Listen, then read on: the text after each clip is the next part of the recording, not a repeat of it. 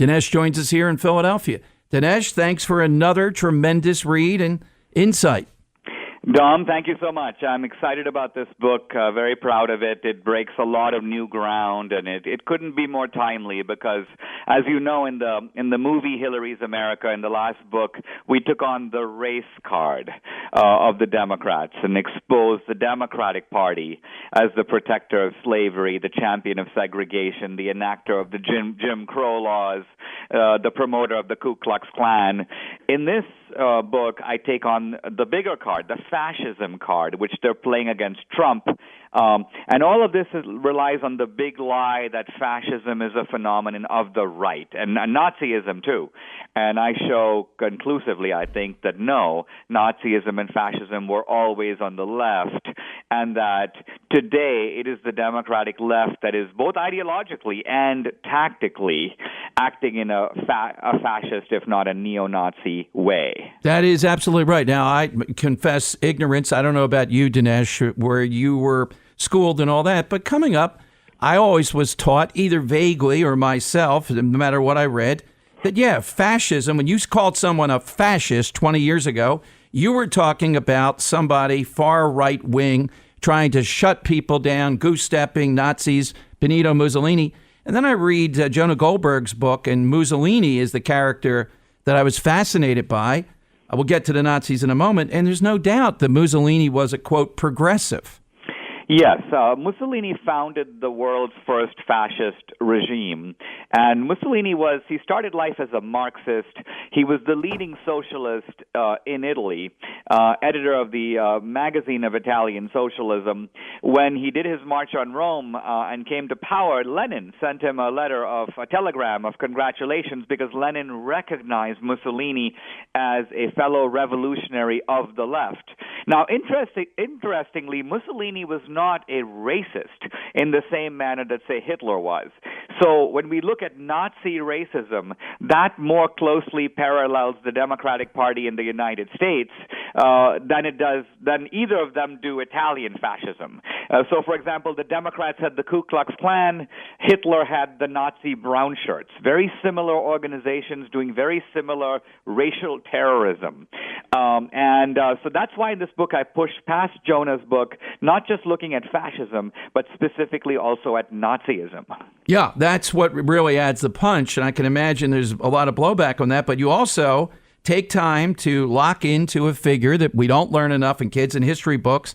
They know about Planned Parenthood. They don't know about Margaret Sanger, though. Yes, I mean, I show, I think conclusively, that Hitler got 3 of his most destructive genocidal ideas directly from either American progressives or from the Democratic Party. I'll give a single example. Hitler is sitting in Landsberg prison, and he's very frustrated because the British and the French already have conquered most of the world. It's the era of colonialism. And Hitler goes, what's left for us to conquer? And then he gets an idea. He goes, wait a minute. In America, the Jacksonian Democrats pushed the American Indians off their land. They committed genocide. They killed as many of them as they could. They drove the rest out west.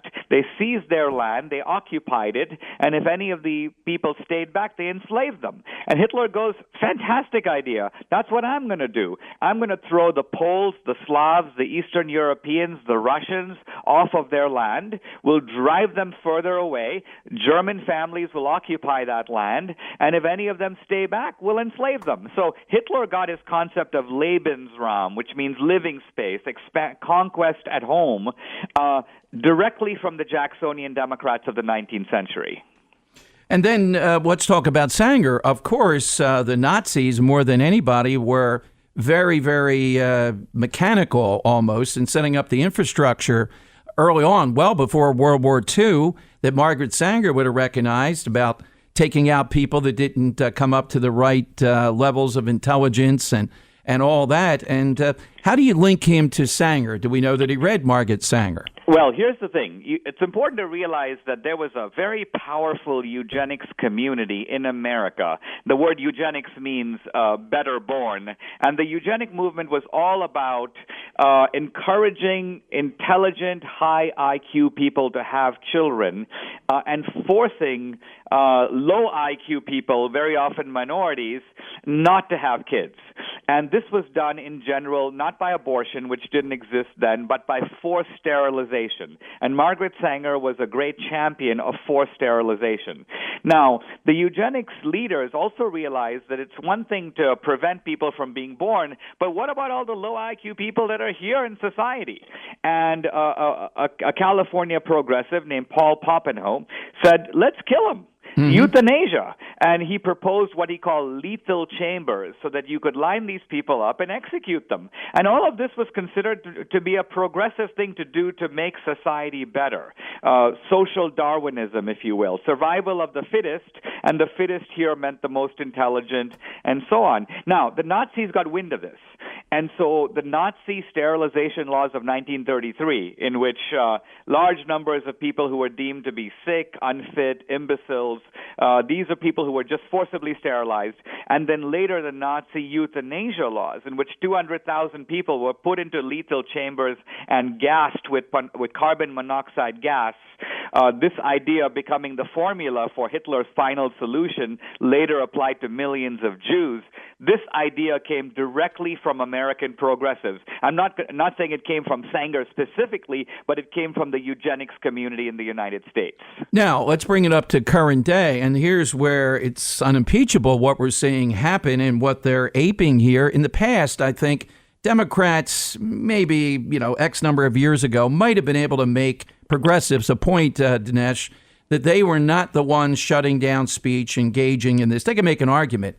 But this is at the core of what we're seeing on college campuses.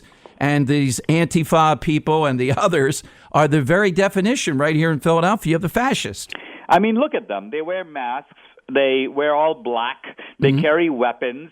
They are a mirror image of the black shirts in Mussolini's Italy or the brown shirts in Germany. The only difference is that the black shirts and the brown shirts were proud to wear the Nazi label, whereas these guys pretend to be anti-fascist. So this is really the big lie, right there, that today it is fascism itself that marches under the banner of anti-fascism. In fact, you have a cartoon in your book around page 168, 169. Then you see the Nazi clubbing free speech, and now you have the Antifa guy, same thing, just different clothing, clubbing free speech. Yes, Branco, the cartoonist, drew that specifically for the book. And there's a little bit of a broader point here, which is that it isn't just the guys on the street.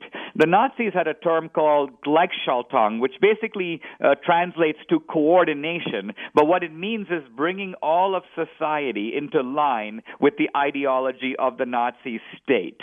And we have Gleichschaltung in America now. We call it political correctness, so that in all kinds of important institutions of American culture, the universities, the media, if you go out of line, they will bludgeon you. They will cause you to resign. They will drive you from public life. They will discredit you and make you a pariah. There's a secret group in Hollywood called Friends of Abe. These people show up to meetings in disguise. Why? Because they're conservatives who, if they let their politics be known, would never work again in that town. Now, what kind of intolerance does it take? And these aren't, ragtag thugs on the street. These are the powerful studio bosses that have created an environment that's so close-minded and intolerant that you simply have to toe the party line.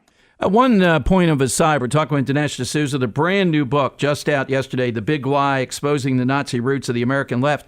They seem to be tiring. Maybe with your book, they'll get back to calling Trump Hitler.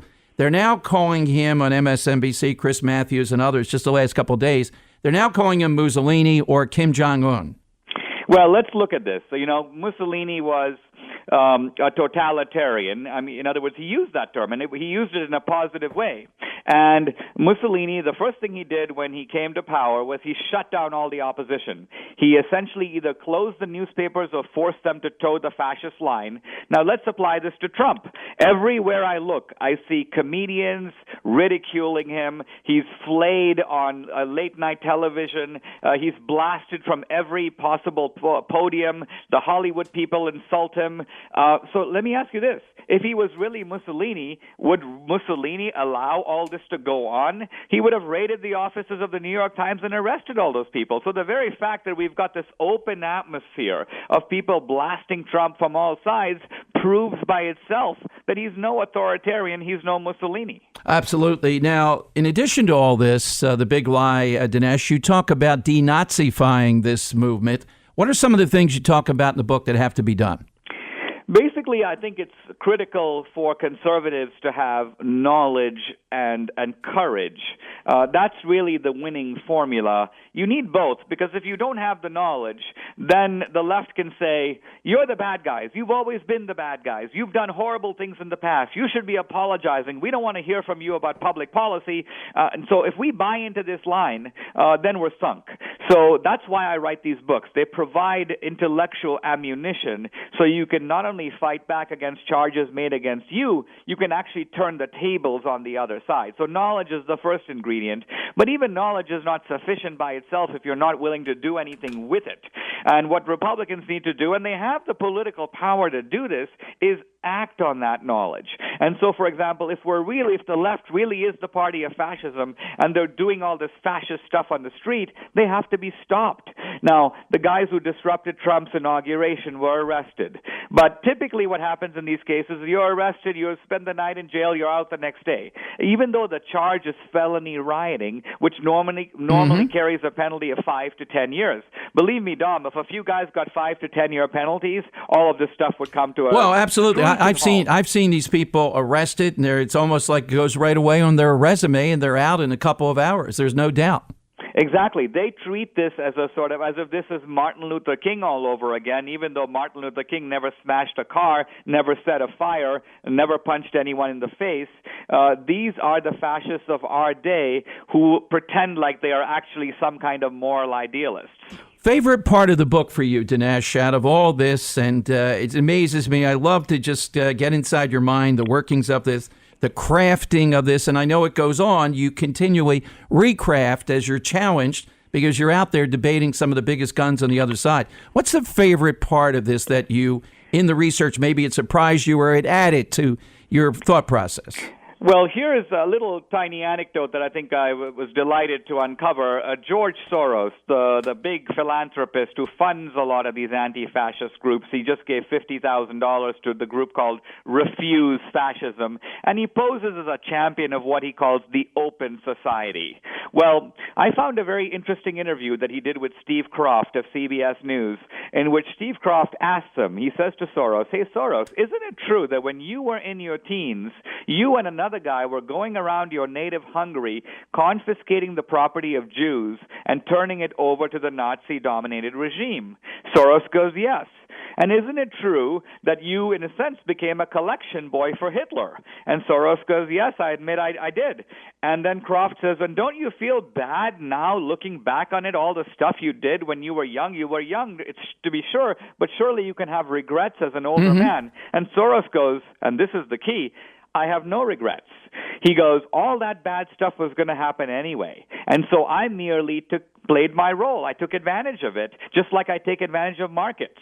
So Wow. Here is the secret history of George Soros. Notice that he's been able to get away with this. The left knows about all this, but they give him a pass because he's, quote, fighting fascism. No. When you actually look at Soros' history, you actually see a very dark side, which is confirmed not just by what he did then, but the way he feels about it now. Rhetorical question. Can you give us the movie dates of when this will be out there? Well, you know what? This is a very cinematic topic. And my goodness. Quite honestly, next year, the midterm election, a lot of Democrats are up. I'm sort of champing at the bit to convert this book into a movie and unleash it next summer. Oh, absolutely. Will you play yourself again and you'll get another Razzie, I would assume? I would be delighted to get a Razzie and take out a whole bunch of Democrats in the process. Dinesh D'Souza, the one and only, The Big Lie, Exposing the Nazi Roots of the American Left. Dinesh, thank you. Thanks so much. It's a brilliant book.